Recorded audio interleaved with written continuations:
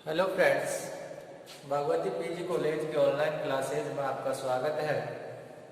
आज की जो हमारी क्लास रहेगी वो बीएससी थर्ड ईयर के अंतर्गत जो पेपर हमारा सेकंड चल रहा है physiology and human physiology and immunology, उसके अंतर्गत हम पढ़ रहे थे क्या blood circulatory system. Blood circulatory system के अंतर्गत हमने सबसे पहले जो ह्यूमन ब्लड सर्कुलेटरी सिस्टम लिया था उसको हम डिवाइड करके और उसके अंतर्गत हम ब्लड सर्कुलेटरी सिस्टम पढ़ रहे हैं। ह्यूमन सर्कुलेटरी सिस्टम में ब्लड सर्कुलेटरी सिस्टम और ब्लड सर्कुलेटरी जो सिस्टम है उसको हमने फिर डिवाइड किया था किस किस के अंतर्गत। हमने उसको ब्लड के अंतर्गत डिवाइड किया, प्लस ब्लड कार्पल्स में उसको हमने डिवाइड किया था, फिर हमने उसको उसमें ब्लड वेसल्स में उसको डिवाइड किया था, फिर हमने उसको हार्ट के अंतर्गत डिवाइड किया था। जो ब्लड हमारा चल रहा था, ब्लड को हमने फिर दो भागों में बांटा था। एक तो हमने बांटा था प्लाज्मा के अंतर्गत और दूसरा हमने बांटा था ब्लड कार्पल्स के अंतर्गत है। तो उन कार्पल्स के अंतर्गत अब हम पढ़ने वाले हैं इसको आरबीसी को, रेड ब्लड कार्पल्स या एरिथ्रोसाइट के नाम से भी इनको जाना जाता है। आरबीसी, ये जो आरबीसी है,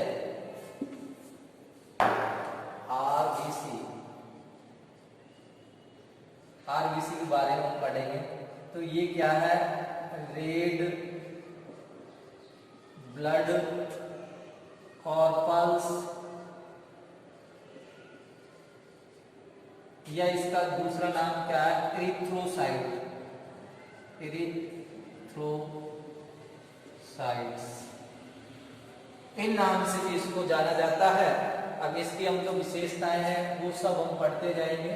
जैसे कि यहाँ से आप ध्यान देंगे, इसकी जो विशेषताएं हैं उस विशेषताओं के बारे में आप क्या है पढ़ते जाएंगे और देखेंगे कि इसके अंतर्गत क्या है। आरबीसी रेड ब्लड कार्पल्स है, तो आरबीसी के बारे में सबसे महत्वपूर्ण जो बात है वो ये रखनी है कि मैमल्स के अंतर्गत या मैमल्स को छोड़कर,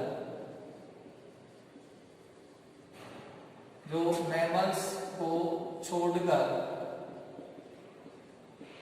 अन्य कोर्डेट जो होते हैं, मैमल्स को छोड़कर अन्य कोर्डेट्स, मैमल्स को छोड़कर अन्य कोर्डेट्स की आरबीसी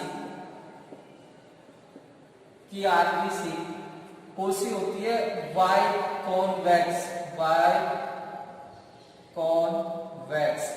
यानी कि ये होती है ओवियातल होती है और केंद्रक युक्त होती है। पहली बात तो हमको लिखनी है, मैमल्स यानी जो स्तनधारी है उनको छोड़कर जो अन्य कोर्डेट्स होते हैं उनकी जो आरबीसी होती है वो उभयाउत्तल और केंद्रक युक्त होती है। जबकि जो मैमल्स जो होते हैं उन मैमल्स की जो आरबीसी होती है, मैमल्स की जो आरबीसी होगी उस आरबीसी की विशेषता ये होती है कि एक तो वो बाइकॉन्केव होती है और साथ ही वो कैसी होती है? केंद्रक रहित होती है, यानी कि उसके अंतर्गत जो केंद्रक है वो नहीं पाया जाता। बाइकॉन्केव यानी कि इसको बोला जाता उभयातल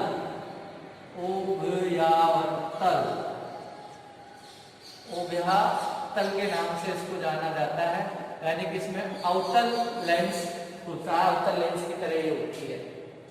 तो मैमल्स की आरबीसी है वो बाइकॉन्केव होती है, जबकि जो अन्य कोर्डेट्स है उसकी कौन सी होती है? बाइकॉन्केव होती है। अब इसमें ये ध्यान रखना है कि आरबीसी के उत्पत्ति के समय जो केंद्रक होता है, आरबीसी की उत्पत्ति के समय जो केंद्रक उपस्थित होता है, लेकिन आरबीसी में उत्पत्ति जब होती है, उत्पत्ति के जो समय होता है उस समय क्या है भाई? केंद्रक है इसमें क्या होता है भाई? उपस्थित होता है। लेकिन जैसे ही किसका टाइम आता है? परिपक्वन का टाइम आता है।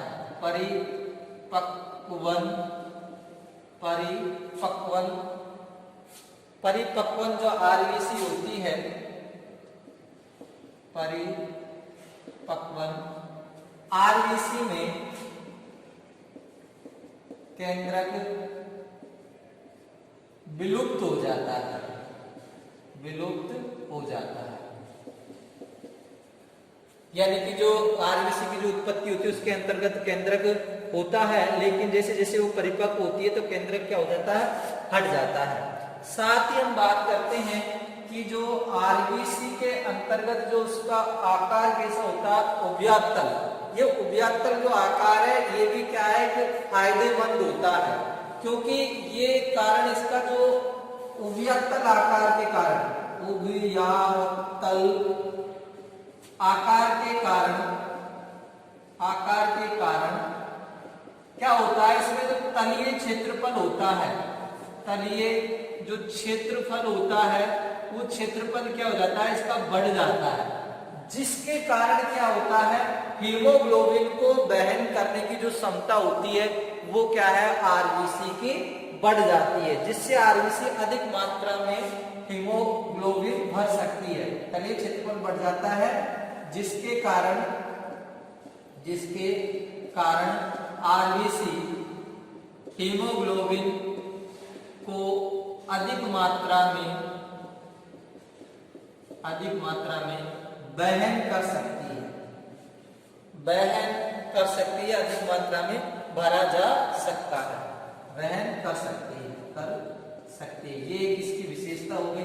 फिर उसके बाद में नेक्स्ट हम बात करते हैं इसकी, तो नेक्स्ट क्या है कि जो आरबीसी है, आरबीसी के अंतर्गत जो एम्ब्रियोनिक स्टेज होती है इसमें द्वारा होता है, यानी कि आरबीसी का जो निर्माण है, आरबीसी का जो निर्माण है, और वो निर्माण की हम बात करते हैं तो कौन सी,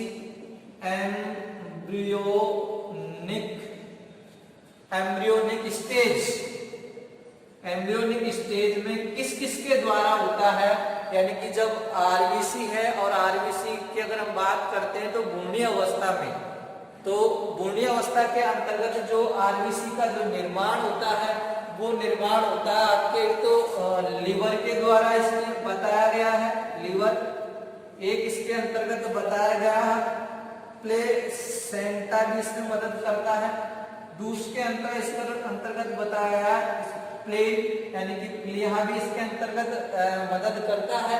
तो ये आरबीसी का जो निर्माण है उसके अंतर्गत क्या होते हैं, सहायक होते हैं। और एक जो ग्लैंड होती है वो भी होती है थाइमस ग्लैंड।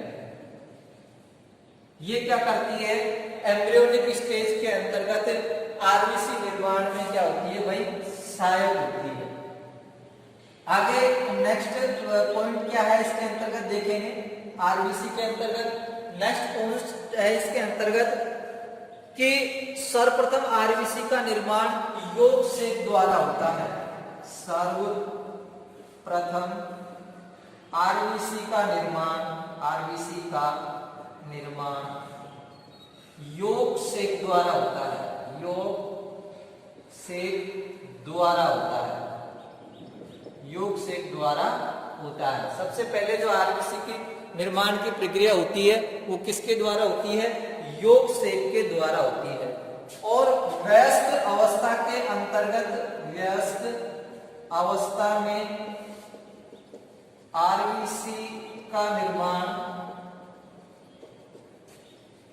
लाल अस्थि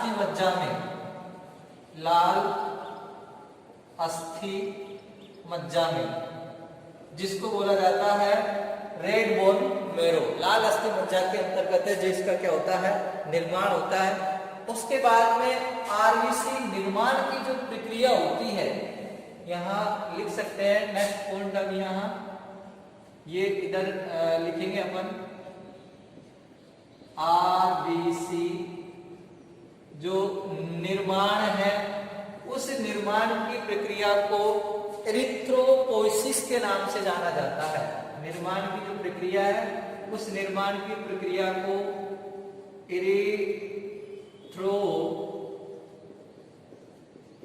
एरिथ्रोपोइसिस के नाम से उसको जाना जाता है। आरबीसी निर्माण की जो प्रक्रिया है उस प्रक्रिया को नाम क्या दिया गया, एरिथ्रोपोइसिस इरिथ्रोपोइसिस के नाम से उसको जाना जाता है। और आरबीसी बनाने वाले अंग को इरिथ्रोपोइटिक ऑर्गन के नाम से जाना जाता है। आरबीसी निर्माण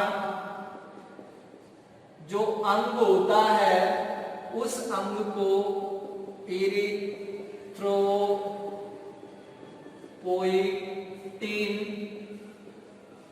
ऑर्गन के नाम से उसको जाना जाता है। तो निर्माण जो होता है वो तो इरिथ्रोपोइसिस कहलाता है और जो ऑर्गन में होता है उसको इरिथ्रोपोइटिक के नाम से उसको जाना जाता है। साथ ही हम बात करते हैं कि आरबीसी में ईआर की अनुपस्थिति होती है। आरबीसी में ईआर माइटोकॉन्ड्रिया और ये है गोल्जी बॉडी, गोल्जी काय की क्या होती है भाई, अनुपस्थिति होती है। आरबीसी के अंतर्गत अंतःप्रद्रवी जालिका की, माइटोकॉन्ड्रिया की और किसकी अनुपस्थिति होती है, गोल्जी बॉडी की क्या होती है, इसमें अनुपस्थिति होती है। आरबीसी का जो अंतःकंकाल होता है, आरबीसी का एंडोस्केलेटन अंतःकंकाल जो होगा वो अंतःकंकाल वसा का व कोलेस्ट्रॉल का, वसा का व कोलेस्ट्रॉल का क्या होता है, बना होता है, जिसके कारण ये क्या है, जाल नुमा, जो आरबीसी में जाल के रूप में भरा रहता है। अंतःकंकाल वसा एवं कोलेस्ट्रॉल का बना होता है जो आरबीसी में जाल के रूप में होता है, जाल के रूप में होता है। एक ये बात आपको ध्यान रखनी है। फिर उसके बाद में आरबीसी के अंतर्गत हम बात करते हैं तो आरबीसी की जो प्लाज्मा झिल्ली होती है वो लचीली होती है। आरबीसी की ये प्रिएट कर देता हूं, प्लाज्मा मेम्ब्रेन वो कैसी होती है, लचीली होती है। और लचीली होने के साथ साथ इसको डोमन्स मेम्ब्रेन के नाम से भी इसको जाना जाता है। लचीली होती है जिसे डोमन्स मेम्ब्रेन होती है उसके नाम से इसको जाना जाता है, मेम्ब्रेन। और ये किस किस के लिए, ये कैल्शियम के लिए और HCO3 कार्बोनेट के लिए क्या होती है, पारगम्य होती है। लेकिन सोडियम के लिए और पोटेशियम के लिए क्या होती है, अपारगम्य होती है। ये इसकी विशेषता होती है कि कैल्शियम के लिए और HCO3 के लिए पारगम्य, लेकिन सोडियम और पोटेशियम के लिए क्या होती है, ये अपारगम्य होता है। अब बात आती है आरबीसी के अंतर्गत, आरबीसी में माइटोकॉन्ड्रिया की अनुपस्थिति के कारण अवायवीय श्वसन होता है, अवायवीय श्वसन की प्रक्रिया होती है। लेकिन कैब्रस साइकिल के अंतर्गत जो एंजाइम पाया जाता है उससे ये क्या है, श्वसन की प्रक्रिया करते हैं। कैब्रस चक्र में एंजाइम के द्वारा श्वसन की प्रक्रिया होती है, श्वसन की प्रक्रिया होती है। तो ये यहाँ पर बोर्ड है जो अपना भर चुका है और अभी इसके बारे में जो पॉइंट है वो अपने क्या है, कंप्लीट नहीं हुए हैं। अब देखो पहले एक बार इनकी पूरी चर्चा कर लेते हैं हम कि आरबीसी में आपको ध्यान रखना है कि मैमल्स के अंतर्गत होती है वो बाइकॉन्केव होती है और केंद्रक रहित होती है। केंद्रक रहित कैनकोव होने का कारण क्या है कि तटीय क्षेत्रफल बढ़ जाता है। कैनकोव होने के कारण उसके अंतर्गत क्या तलीय क्षेत्रफल है वो बढ़ जाता है, जिससे हीमोग्लोबिन अधिक वहन कर सकता है।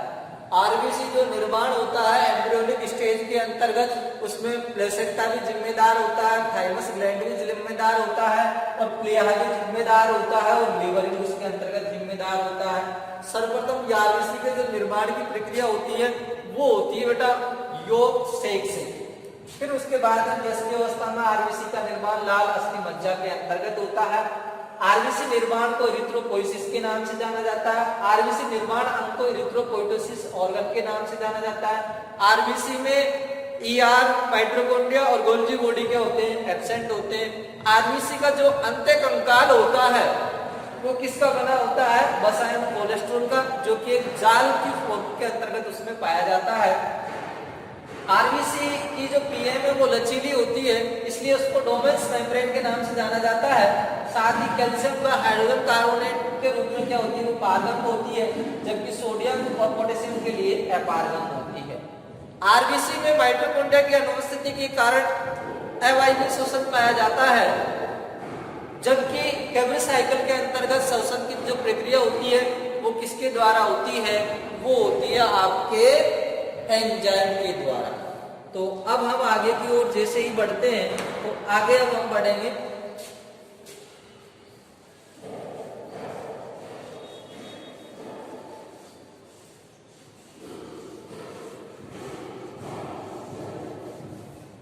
आगे आपको लिखना है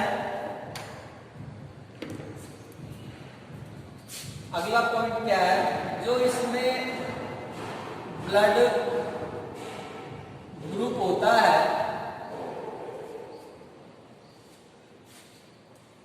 जो ब्लड ग्रुप होता है इसके अंतर्गत ब्लड ग्रुप में एंटीजन, ब्लड ग्रुप के एंटीजन, ब्लड ग्रुप के जो एंटीजन होता है, एंटीजन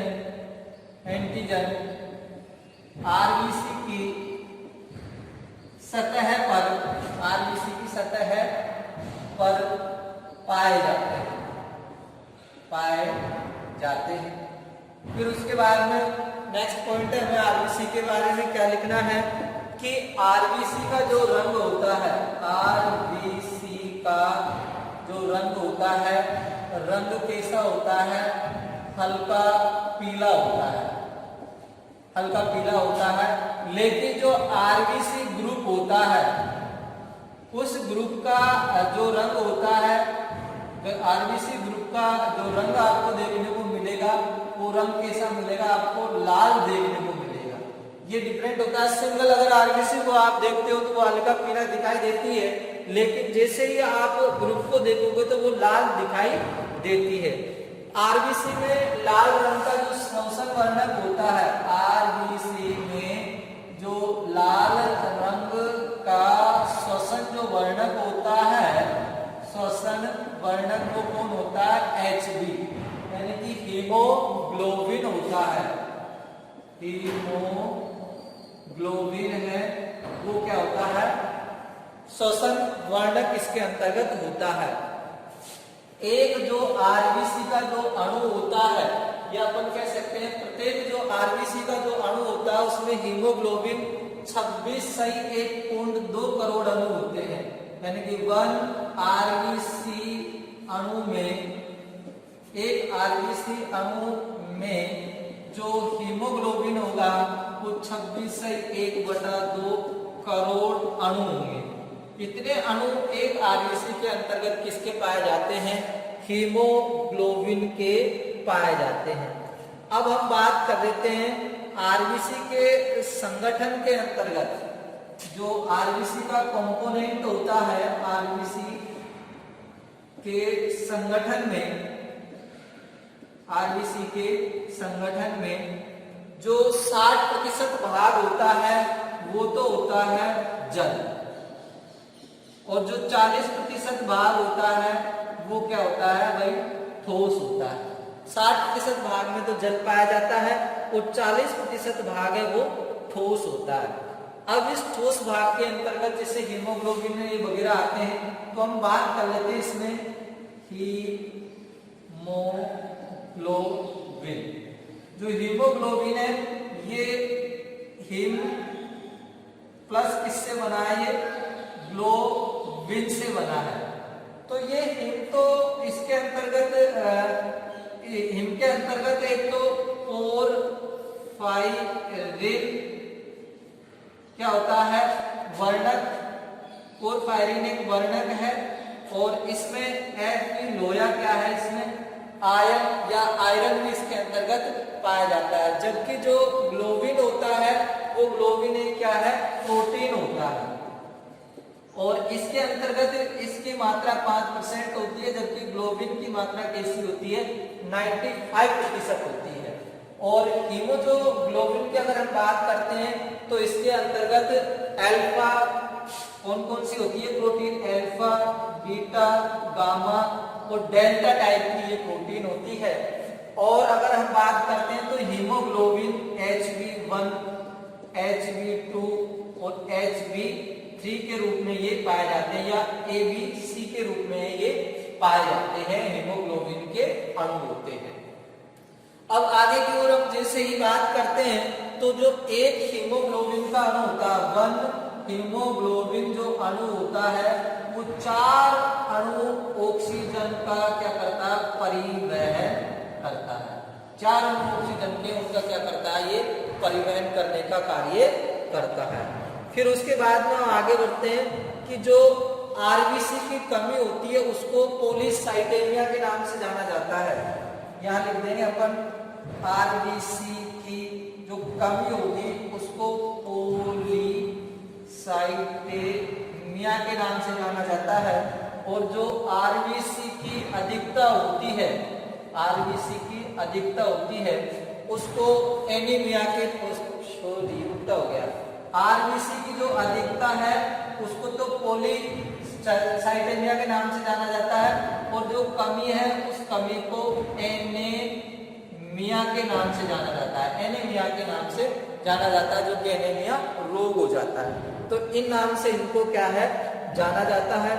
फिर अगर हम संख्या की बात करते हैं, फिर अगर हम संख्या की बात करते हैं तो संख्या की बात इधर देखेंगे, संख्या,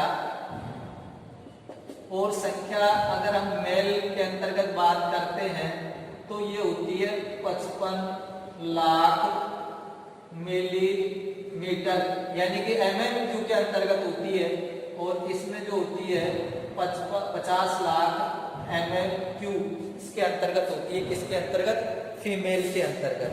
फिर उसके बाद में हम बात करते हैं तो आरबीसी का जो जीवन काल होता है, जीवन काल 120 से 127 दिन तक इसका जीवन काल होता है। फिर अगर हम इसकी साइज की बात करते हैं तो मानव के अंतर्गत जो इसकी जो साइज होती है वो 7.4 माइक्रोन तक ये इसकी साइज होती है, इसकी आरबीसी की।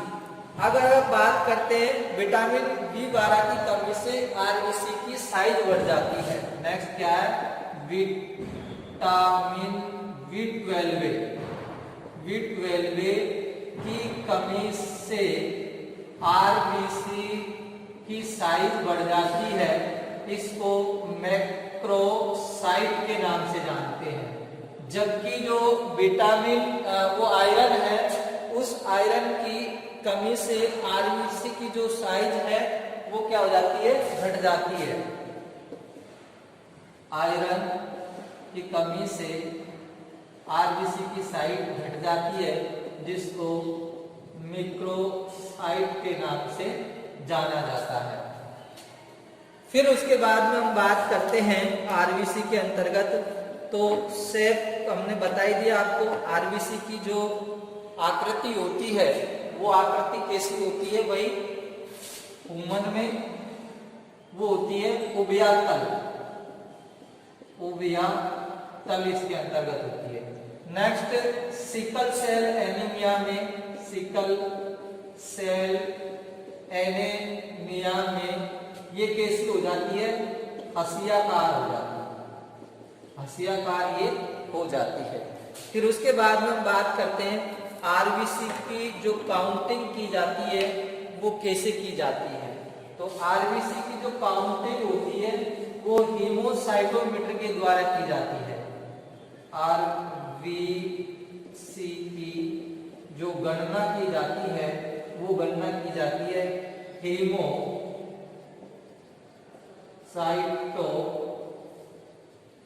के द्वारा की जाती है। आगे हम बात करते हैं कि एक जो स्वस्थ मनुष्य होता है उस स्वस्थ मनुष्य के अंतर्गत जो हीमोग्लोबिन की मात्रा होती है, यानी कि मेल में आरबीसी में जो हीमोग्लोबिन होता है, यानी कि जो हीमोग्लोबिन है और जो मेल है उसके अंतर्गत, और एक क्या है फीमेल, तो मेल के अंतर्गत जो पाया जाता है वो 14 से 15 ग्राम 14 से 15 ग्राम पर हजार ml ब्लड में पाया जाता है। जबकि जो फीमेल होता है उसमें 12 से 13 ग्राम पर 1000 ml ब्लड के अंतर्गत ये पाई जाती है, जो मेल एवं फीमेल के अंतर्गत। फिर उसके बाद में आता है फॉर्मेशन ऑफ आरबीसी। आरबीसी का जो निर्माण है वो किस प्रकार से होता है, तो यहाँ आपने देखा आरबीसी के निर्माण की प्रक्रिया को अब हम बताएंगे।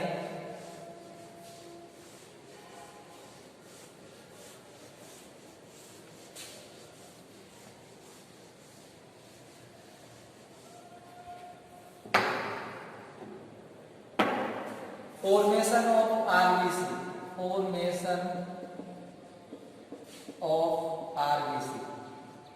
तो सबसे पहले इसकी जो फॉर्मेशन है उस फॉर्मेशन के अंतर्गत क्या होता है भाई, स्टेम सेल होती है, स्टेम सेल।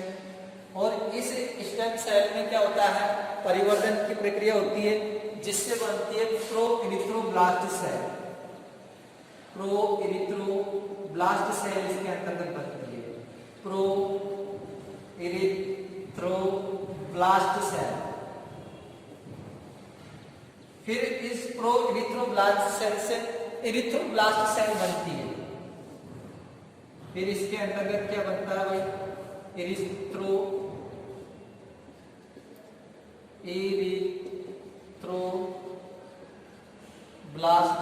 सेल बनती है। फिर इरिथ्रोब्लास्ट से इसके अंतर्गत जो बनने की जो प्रक्रिया होती है वो होती है नॉर्मोब्लास्ट सेल। नॉर्मोब्लास्ट सेल इसके अंतर्गत बनती है और नॉर्मोब्लास्ट सेल से रेटिकुलोसाइट, फिर इससे जो बनती है वो बन जाती है इसके अंतर्गत रेटिकुलोसाइट।